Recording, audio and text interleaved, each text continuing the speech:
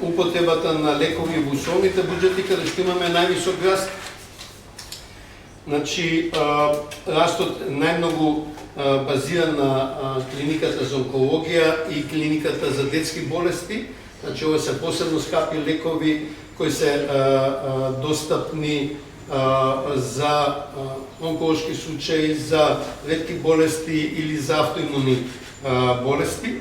Меѓутоа имаме раз во сите категории, значи овие лекови се дистрибуират од 14 установи од терцијното здравство, исклучок е болницата во Струга за дијализа, каде што исто возможна современа терапија да биде достапна. Значи овој раст од 80% во основа обезбеди елиминирање на листите за чекање во неколку подрачја. Значи нема веќе листа за чекање за комон зараз, нема невклучени пациенти со цистична фиброза, нема невклучени пациенти со мултипла склероза на неврологија и повеќе други области. Очекуваме дека тука растот ќе се забави, бидејќи го достигнавме опфатот на преваленцата, односно на вкупниот број случаи. Три политички приоритети што ни остануваат за следниот период е зголемена контрола на масовните лекови. Очекуваме да конечно стартува и рецепт за акутните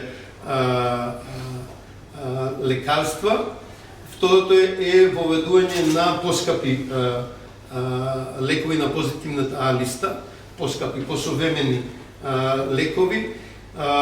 Во основа сметаме дека државата треба да покаже поголема солидарност на поскапите лекови, бидејќи тие се тие што представуваат финансиски товар на граѓаните за сметка на лековите кои се 30, 50 или 60 денари за месечна употреба. Изјавам овој раст на условните буџети, односно на посебно скапите буџети.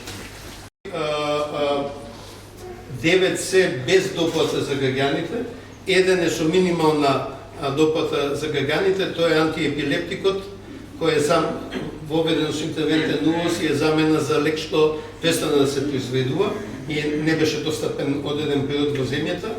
Значи, во сите други 9 категории воведените лекови се без доплата, а во 5 случаи цената на ново воведените лекови се со пониски референтни цени и доведува до намалување на референтните цени на лековите. Ова зголемување е предвидено за зголемување на ставката за боледување, односно поточно за породилните надомести.